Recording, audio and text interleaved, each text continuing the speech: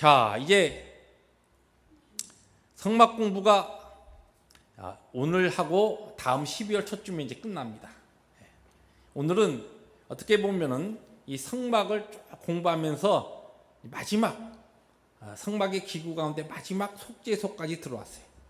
이 속죄소는 전체 이 회막 문부터 시작해서 번제단과 그리고 물두멍을 거쳐서 쭉 들어와서 맨 마지막 언약궤, 법궤의 위가 속죄소예요.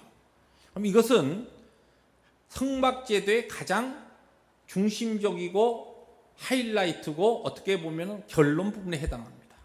하나님께서 우리를 예수 그리스도를 통하여서 구속하시고 부르시고 우리를 오늘 하나님의 백성으로 삼으신, 구원받은 하나님의 백성으로 삼으신 가장 중요한 마지막 골, 목표가 바로 이 속죄소의 메시지입니다. 그런 우리가 그 예비 지식을 가지고 속죄소에 대해서 우리들이 오늘 묵상하려고 합니다. 자, 동일한 성막 전체 도형을 보시면 회막문을 통해서 노제단, 번제단을 통해서 구약의 십자가라고 하는 그리스도의 십자가를 경험하고 점차적으로 우리를 거룩하게 만드시는 거룩 깨끗하게 하시는 물두멍을 거쳐서 이제 성소 안으로 들어가죠. 성소 안에 들어가면 오른쪽에는 떡상, 진설병상, 그리고 등대, 그리고 분향단이 있습니다. 여기에 가장 우리 구원받은 하나님의 백성들의 예수 그리스도를 통한 우리에게 있어서의 교회적인 사명과 예수 그리스도께서 우리를 위해 사시는 것 같은 사역에 대한 중보 사역에 대한 것들을 우리들이 나눴습니다. 자, 그 다음에 저기 이제 휘장이 있는데 회막문과 그 다음에 성소의 문은 어떻게 보면 웰컴, 들어오라, 환영하는 것과 같은 이 문이었는데 지성소로 들어가는 천사가 수놓아져 있는 이 휘장은, 이 문은 그 이전의 회막문과 그리고 성소문과는 달리 여기에는 출입 금지의 그런 의미가 있는, 성막제도에 있어서만큼은 여기에서는 들어오지 마라고 막혀 있었던 문이 바로 이 휘장입니다. 세 번째 문이죠. 이 안에 이제 지성소라고 하는 지극히 거룩한 곳이다. 왜냐하면 바로 오늘 우리가 나누는 이 속죄소 때문에 지극히 거룩한 곳이라고 일컬어지는 지성소가 이 안에 있습니다. 지난번에 우리는 언약궤, 이 특별히 법궤, 언약궤 또는 증거궤는 예수 그리스도의 사역보다는 예수 그리스도 자체를 뜻한다라고 하는 것을 우리들이 나눴습니다. 그리고 이 증거궤 안에 있는 세 가지가 예수 그리스도의 세 가지 그 직을 우리에게 가르쳐 주는데 거기에 있는 만나의 항아리는 예수 그리스도의 선지자직, 그리고 두 번째 있었던 아론의 쌍난 지팡이는 예수 그리스도의 제사장직, 그리고 맨 마지막에 있었던 두 돌판, 증거판은 그것은 바로 왕 되시는 예수 그리스도께서 왕 되심을 우리에게 선포한 것이다. 그리고 특별히 우리들이 잘못 이해하고 있었던 구약에 보면은 이 나중에 이 두 가지는 없어지고 마지막 남았던 솔로몬의 성전에 보면 기록되어 있는 것이 무엇이냐면 그 도중에 이 아론의 쌍난 지팡이와 만나를 넣은 항아리는 없어지고, 그리고서 하나님께서 바로 출애굽기 오늘 본문에서 이야기하신 바로 이 증거판은 이 언약궤 안에, 돌판은 이 안에 들어 있었다라고 하는 것이. 오늘은 이제 마지막이 속죄소인데 속죄소라고도 이야기하고 다른 곳에서는 시온소 또는 시은소 또는 시은좌라, 하나님의 은혜가 베풀어지는 장소다라고 하는 뜻으로 시은좌 또는 시은소 그렇게 이야기하죠. 이 속죄소로 이렇게 오늘 본문에 속죄소로 되어 있는데 이 속죄소는 잘 보시면 언약궤 윗부분이에요. 이것이 분명히 완전히 두 개가 분리된, 속죄소하고 언약궤가 같은 것은 아니고 언약궤와 속죄소는 분명히 분리된, 따로 된, 하나님께서 따로 만들게 한 기구인데 독립된 기구입니다. 그걸 속죄소라 일컫는데 여러분 보시는 이 지금 두 천사와 그 다음에 그 속죄소로 일컬어지는 언약궤의 뚜껑에 해당하는 그 윗부분이 통째입니다. 이것이 만들어 갖고 이은 것이 아니라 통째예요. 순금으로 하나를 가지고서 펴서 밑에 만들고 이렇게 지금 사진과 그림에는 이것이 약간 분리된 것처럼 보이지만 하나의 순금으로 이루어진, 밑에 언약궤는 조각목과 금으로 씌워졌지만 이 속죄소는 순금으로, 그리고 그룹들 천사 둘의 그것이 하나로 완전 통째로 만들어진 것이고, 이것을 속죄소로 하는데, 그러면 이 속죄소는 어떤 의미가 있느냐? 첫째는 여기서 이제 그것을 이렇게 열면은 안에가 뭐가 있어요? 언약궤 안에 처음에는 세 가지가 다 들어있었고 나중에는 거기에 돌판만, 증거판만 들어있었습니다. 그런데 그것을 지금 살짝 열었을 때를 상상해서 이렇게 지금 보여준 그림입니다. 첫째는 속죄소는 하나님의 보좌와 성육신 이전에 그리스도를 나타내는 곳이었어요. 이곳이 속죄소라고 할 때 우리가 이제 속죄소로 가니까 우리의 죄를 구속받는, 우리의 죄가 속해지는 그와 같은 장소다. 이 첫째 이 명칭의 의미지만 가장 중요한 속죄소의 이 지금 역할은 하나님이 좌정하고 계시는 곳. 여기 지금 보좌라고 할 때 이거 다시 말하면 자리입니다. 자리. 그런데 왕들이 앉는 자리를 이야기할 땐 보좌라 그래요. 왕좌. 전능하신 하나님께서 앉아 계신 곳이다. 그것이 속죄소예요. 그런데 우리가 잘 알듯이 하나님은 우리의 눈으로 볼 수 없어요. 하나님 영이시니 우리가 눈으로 볼 수 없습니다. 하나님 그곳에 계시면 우리가 볼 수 없어요. 그러나 하나님이 그곳에 계시다라고 하는 것을 무엇을 통하여 우리 피조물인 인생들이 알 수 있느냐면 바로 이 두 천사 그룹이 경외하는 마음으로 내려다보고, 그리고 그 언약궤 위판이 완전히 금으로 된 그 큰 이 직사각형의 그 보좌, 이 시트, 그러니까 그 장소가 그곳에 있는 것을 보면서 1년에 딱 한 번 대제사장이 속죄 피를 가지고서 그 속죄소 위에 뿌리기 위해서 모든 이스라엘 백성들의 죄를 대신하여서 그 1년에 딱 한 번 지성소에 들어갔을 때에 그들이 경외하는 마음으로 두려움으로 거룩하신 하나님을 어디에서 그들이 확인하느냐 하면 바로 이 하나님의 거룩한 보좌를 보면서 그곳에 영이신 하나님께서 계심을 그들이 알게 되는 거죠. 그래서 하나님의 거하시는 보좌입니다. 속죄소는 거룩하신 하나님이 계신 곳이다. 자, 그러니까 우리가 예를 들어서 여기에 지금 의자가 있죠.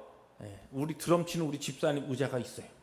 그럼 그 의자가 있을 때에 그러면 여기에는 이것을 사용하는 사람이 여기에서 앉는구나, 그것을 상상할 수 있죠.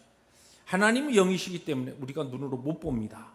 그런데 그 하나님이 앉아 계시는 의자를 그들이 보면서 하나님의 임재, 이스라엘 죄 많은 인생 가운데 거룩하신 하나님께서 오셔서 좌정하고 계시다라고 하는 것을 그의 백성들이 확인하는 것이, 그것을 믿는 것이, 그것을 또한 그들이 하나님의 임재를 체험하는 것입니다. 그것이 뭐냐면 속죄소예요.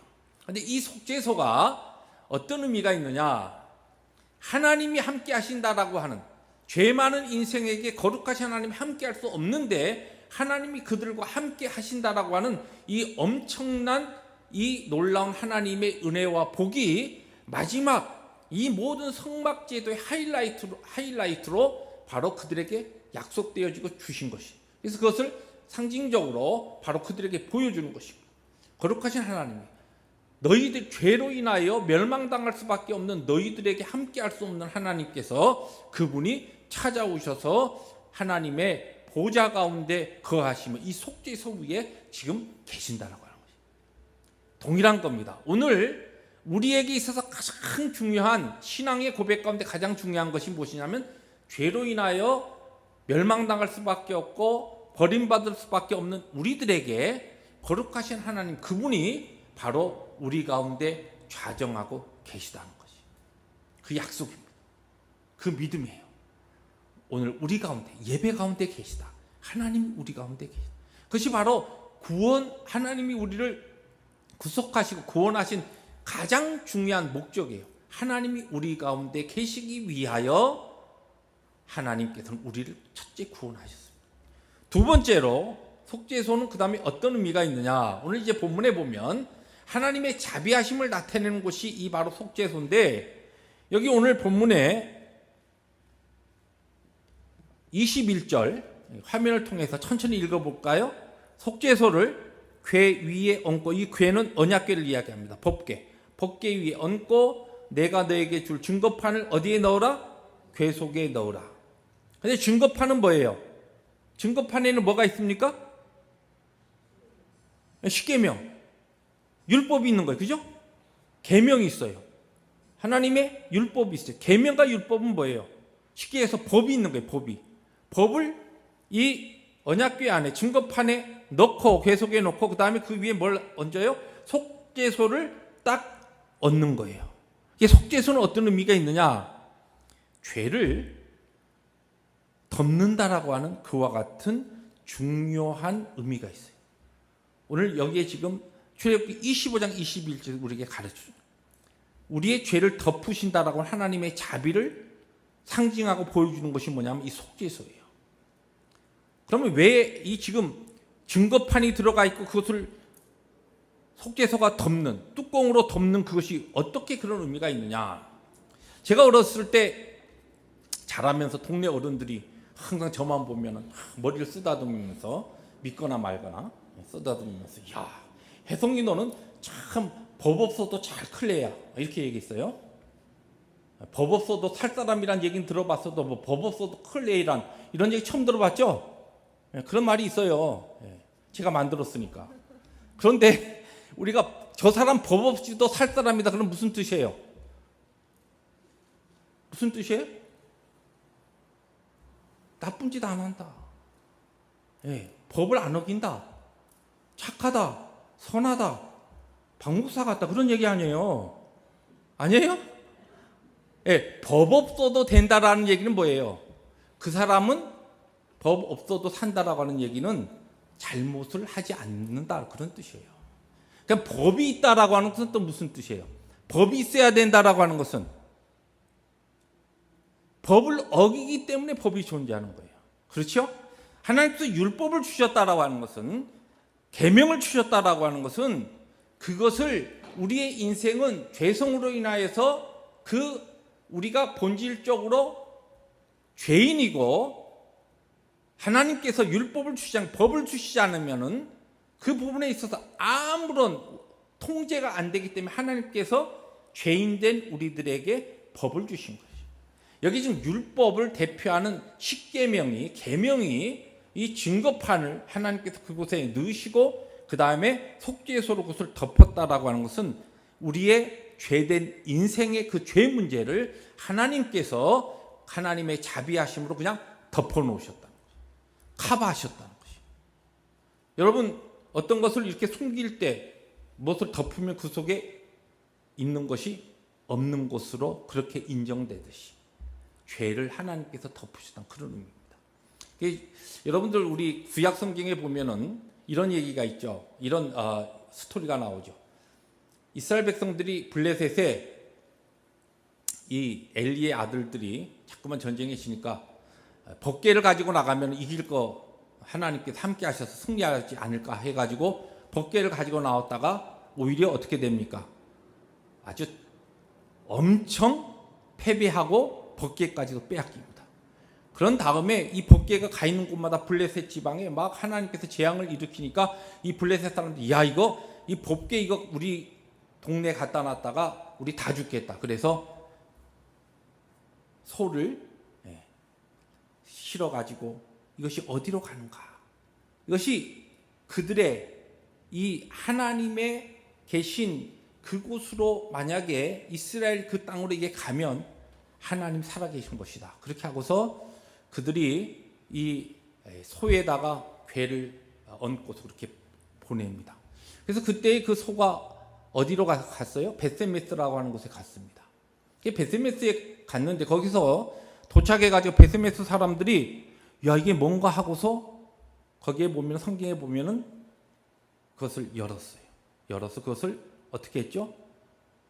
언약궤를 들여다 보았을 때 성경에 보면은 70명이라도 나오고 2만 70명이라도 나오죠. 어떤 사본에. 근데 그것을 들여다본 사람은 다 죽습니다.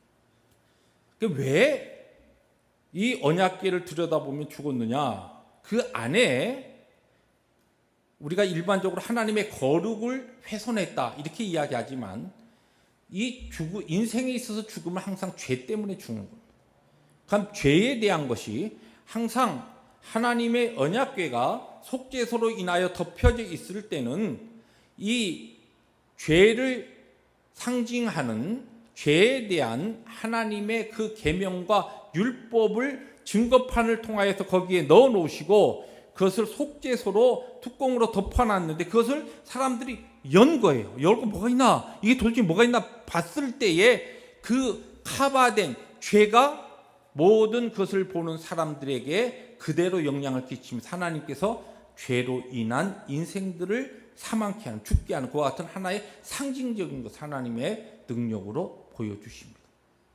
그러니까 이 율법, 죄의 문제를 하나님께서는 자비하심으로 덮으셨는데 그것을 자기들 인생들이 호기심을 가지고 열었을 때에 카바 이렇게 감춰져 있던 죄가 드러나 버린 것이, 그것이 누구에게, 그것을 본 자들에게 영향을 끼치면서 그것이 바로 그들에게 있어서의 죄에 대한 정죄가 되어서, 정죄함이 되어서 하나님께서 그들을 죽이시는 그와 같은 일들이 일어나게 된 것을 우리들이 봅니다.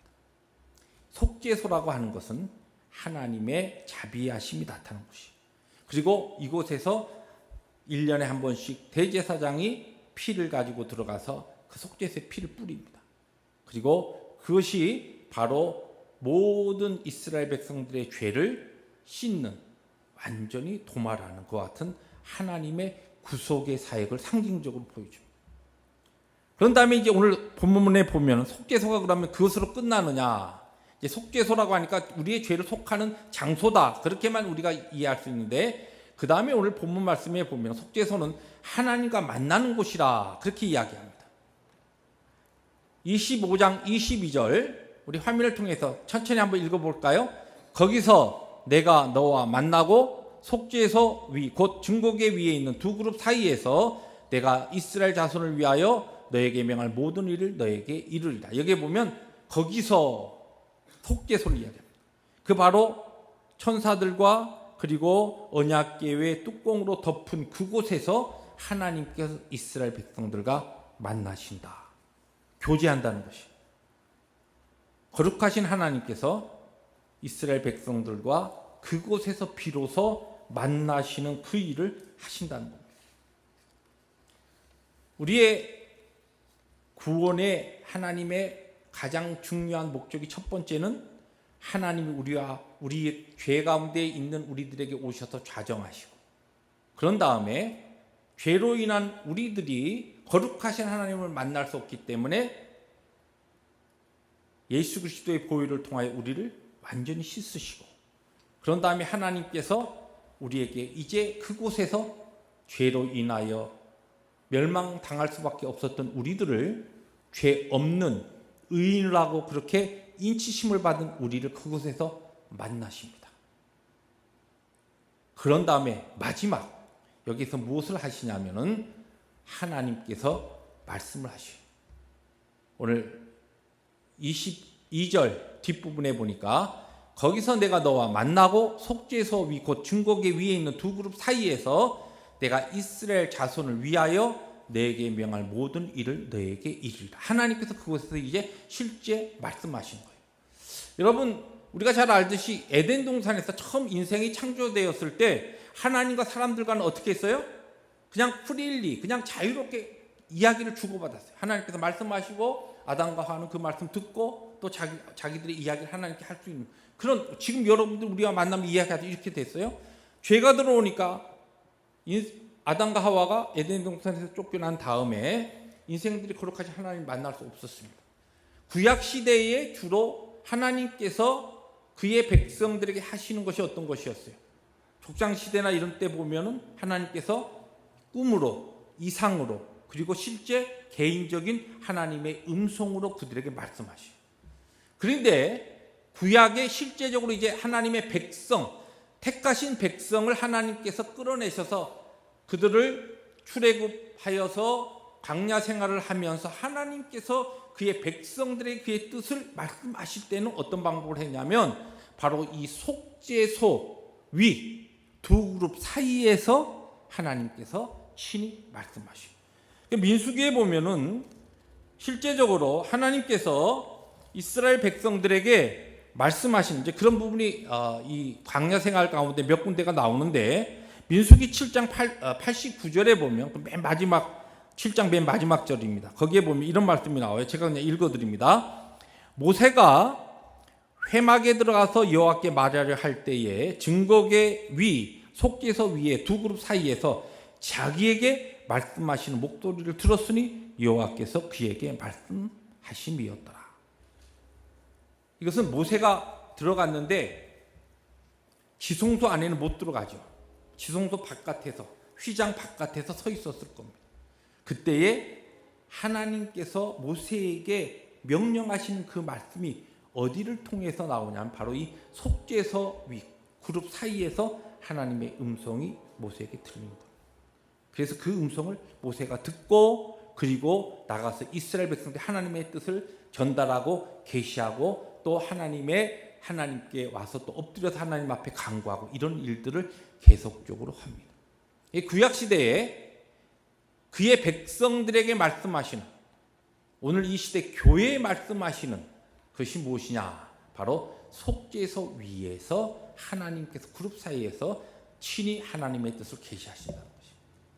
이것이 바로 속죄소의 중요한 바로 네 가지의 중요한 뜻입니다. 그럼 이것은 우리에게 무엇을 가르쳐 주느냐? 성막이 모든 것이 예수 그리스도를 통하여 우리에게 주신 구속의 역사를 우리에게 보여주는데, 이 모든 구속의 마지막 결론과 하이라이트, 가장 정점은 무엇이냐면 하나님께서 죄로 인하여 멸망당할 수밖에 없었던 인생들에게 친히 거룩하신 하나님이 찾아오셨어요. 그 가운데 거하시는데, 거하시기 위해서 죄로 인하여 하나님 함께 할 수 없는 분이니까 예수 그리스도의 피로 인하여 먼저 죄로 인한 그의 백성들을 덮으십니다. 그리스도의 피로 우리를 덮으셔요. 우리를 사하셔요. 우리를 씻으셔요. 그런 다음에 하나님께서 우리를 만나주셔요. 그리고 하나님께서 친히 그분의 뜻을 우리에게 친히 말씀하시면서, 이것을 성경적인 용어로 교통한다 그래요. 하나님께서 친히 그의 뜻을 우리에게 계시하시면서 우리와 교통하셔요.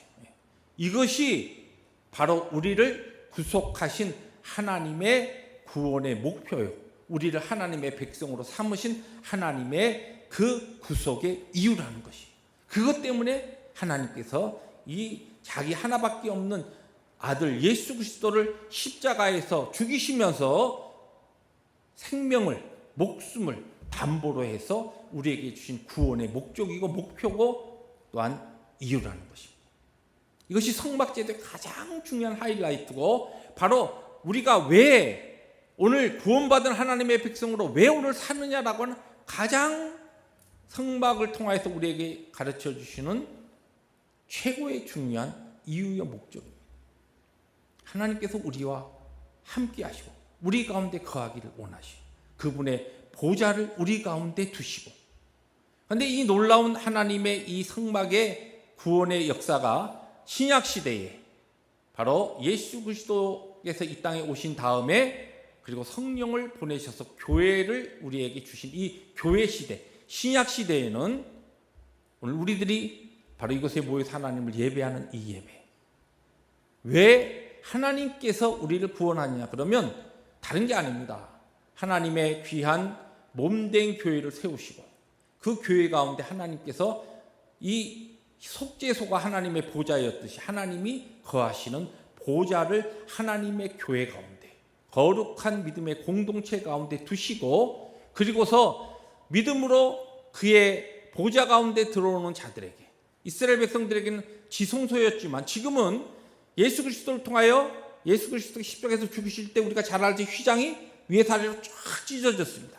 그런 다음에 우리 모두가 이제는 지성소로 왕같은 제사장으로 단번에 들어갈 수 있어요. 그러면서 이 믿음을 가지고 들어온 자들에게 날마다 십자가의 보혈로 우리를 덮으셔요. 우리가 하나님 앞에 믿음으로 나와서 하나님 앞에 예배하며 주의 은혜를 사모하는 그 백성들이 모일 때마다 하나님께서는 이 믿음의 공동체 가운데 하나님의 친히 보좌를 베푸시고, 하나님께서 그의 아들 예수 그리스도를 2000년 전에 십자가에서 매달려 죽게 하신 그 하나님의 그 놀라운 사랑과 자비를 오늘 동일하게 우리 가운데 베푸시면서 우리를 그리스도의 보혈로 우리를 씻으십니다. 공동체, 이 믿음의 이 예배하는 이 자리를 하나님께서 거룩한 그리스도의 피로 우리를 씻기시고 덮으십니다. 그런 다음에 우리를 만나주셔요. 하나님께서 이 예배를 통하여 그 거룩하신 전능하신, 우리의 눈으로는 볼 수 없지만 믿음으로 하나님의 영광을 보는 자들에게 하나님께서는 그의 임재를 친히 보이시면서 우리를 만나 주십니다. 그 하나님께서 우리를 만나실 뿐만 아니라 가장 중요한 것은 하나님의 그분의 그 마음, 그 뜻, 우리를 향하신 하나님의 사랑, 그것을 친히 말씀으로 우리에게 베푸십니다. 그래서 교회의 존재에 가장 중요한 것이 하나님에 대한 예배예요. 예배에는 이 모든 것이 다 있습니다. 하나님의 임재가 있고, 하나님께서 그리스도의 보혈을 통하여 그의 백성들을 덮으시고 씻으시는 회개와 또한 하나님의 보혈의 의로우신 역사가 예배 가운데 있고, 하나님의 만나심, 우리가 하나님의 임재를 만나고 하나님을 만나는 그것이 바로 예배에 있고, 그리고 마지막 정점은 하나님의 거룩하신 생명의 말씀을 그의 백성들에게 선포하시고 전달하십니다. 이것이 예배예요. 하나님께서 왜 우리를 구원하셨다고요? 예배를 위해서. 예배는 이 속죄소에 4가지가 다 있습니다. 그래서 우리는 구원받은 백성으로 우리의 삶 가운데 가장 중요한 것이 무엇이냐? 하나님을 향한 예배인데, 로마서에서는 이것을 뭐라고 이야기했습니까? 우리의 삶으로 드리는 예배가 된다. 이제 우리의 대중적으로 모여서 하나님 앞에 예배하지만 이 예배가 우리의 모든 삶으로 이제 연결되고 우리의 모든 일상의 삶에 이것이 적용이 돼요. 그래서 우리를 하나님께서 구속하신 것이, 이러한 삶을, 하나님의 임재를 우리 가운데 하나님의 보좌가 있음을 내가 하나님 앞에 믿음으로 확신하며 순간순간마다 그리스도의 보혈 외에는 나에게 소망이 없는 죄인 것을 내가 깨닫고 알면서 하나님의 거룩하신 인치심으로, 의롭다 인치심으로 내가 하나님의 그 구속의 역사를 날마다 순간마다 분초마다 확신하고 체험하면서 하나님과 교제하고 만나고 그분의 음성을 들으며 살아갈 때에 이와 같은 삶이 어둠을 향하여 하나님의 살아계신과 복음을 증거하는 삶이 되는 것입니다. 말씀을 정리하면서 이번 그 목요일 날 우리 그 인랜드 교육자 모임이 있었는데, 한국에 안식년으로 한 5개월 갔다 오신 목사님하고 조금 교제하면서 이야기를 쭉 나눴습니다. 근데 지금 이 한국에서는 그 목사님이 이제 그 한국에 갔을 때 한국의 모든 사회적인 정서의 이 바로메타가 뭐냐? 이 택시 운전사들이라 그렇게 이야기합니다. 그래서 택시 운전사들을 이제 택시 타고 다니면서 몇 가지 궁금한 것을 이렇게 물었는데, 몇 분들에게 공통적으로 딱 그 목사님이 느낀 게 뭐냐면, 한국에서는 이제는 우리에게는 참 우리 믿음의 사람들에게 너무나 참 안타까운 건데, 이 개신교가 너무 사회에 본이 되지 않아 가지고 개신교를 일반적인 불교나 천주교나 일반 종교보다도 열등한 것으로 그렇게 말하고 그렇게 평하는 것을 들을 수 있었다는 것이죠. 왜 이런 일들이 일어나? 그러면서 이제 걱정하시면서 최근에 있었던 한 한국의 대형 장로교회에서 있었던 어떤 문제, 그 문제를 이야기를 하시는 것을 들으면서 같이 염려하고 기도하기도 했습니다. 이 모든 것이 왜 이런 일들이 일어나느냐면 하나님 앞에서 우리가 이 복음의 진리를 놓치고 교회 생활하고 신앙 생활하기 때문에 그런 거예요. 하나님께서 왜 우리를 구속하셨느냐? 다른 게 아닙니다. 하나님 앞에 진실되고 정직하게 하나님의 거룩을 우리들이 확신하면서 그 거룩하신 하나님 우리 가운데 계시다라고 하는 것을 내가 믿음으로 고백하며 날마다 나를 씻어주신 그리스도의 보혈에 의지해서 그분을 만나고 그분의 뜻과 그분의 말씀을 내가 듣고 그 뜻에 따라서 내가 살아간다고 한다면 기독교가 그렇게 세상을 향해 손가락질 받는 그러한 시대는 우리들이 아마 지금과 같은 현상은 나타나지 않았을 겁니다. 우리가 이와 같은 복음의 진리의 기본을 우리들이 무너뜨리고 오늘 종교 생활 가운데 너무 익숙하기 때문에 이 교회 생활은 익숙한데 참된 믿음의 삶, 하나님 앞에서의 거룩하신 하나님 앞에서 우리들이 생각하고 말하고 하나님 앞에서 예배하고 그분의 거룩 앞에서 내가 말씀대로 살아가는 그 참된 믿음이 우리에게 흐려져 있기 때문에 이 시대의 교회가 세상으로부터 손가락질 받고 교회를 향하여 더 이상 하나님의 복음을 나타내지도 못하고 전달하지도 못하고 지금 한국 교회는 사회적인 문제도 같이 연결되어 있습니다만은 한국 교회가 통계를 보니까 주일학교가 없는 교회가 70%고 주일학교가 더 이상 존재하지 않습니다. 중고등부가 없는 교회가 50%입니다. 이제 앞으로 가다 보면 더 그렇겠죠. 큰 교회들은 그나마 명맥을 유지하지만 작은 교회들이나 중형 교회들이 주일학교가 이제 더 이상 존재하지 않는다.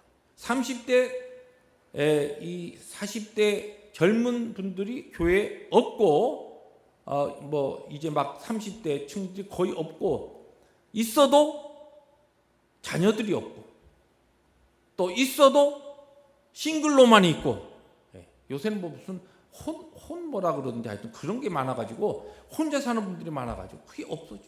교회에서 지금 그런 현상이 일어나. 70%가 한국교회, 개신교회 70%가 주일학교가 없습니다. 남의 얘기가 아니죠. 저희 교회도 하나님 앞에 젊은 우리 층들을 위해서 기도하고 우리의 믿음의 세대에 후대들에게 하나님의 복음을 위해서 젊은 세대를 세우지 않으면 우리 교회도 얼마 지나면 그런 현상이 나타날 수 있습니다. 중고등부는 50%밖에 교회가 존재하지 않습니다. 왜? 하나님께서 우리를 구속하신 마지막 골은 속죄소입니다. 속죄소. 하나님의 보좌가 우리 가운데 있고 하나님의 피로 그리스도의 피로 씻음이 우리 가운데 있고 하나님의 만나심이 있고 하나님의 말씀이 우리 가운데 살아있다고 한다면 우리의 삶은 우리의 교회는 우리의 신앙생활은 분명히 생명력 있고 달라질 수밖에 없다는 것입니다. 우리 남가족 펠로십 교회가 우리 2017년 우리 후반기에 성막을 공부하면서 하나님 앞에 기도하는 기도에 간절한 소망이 있었습니다. 주여, 성막 공부하는 동안 우리 교회를 거룩하게 하여 주옵소서.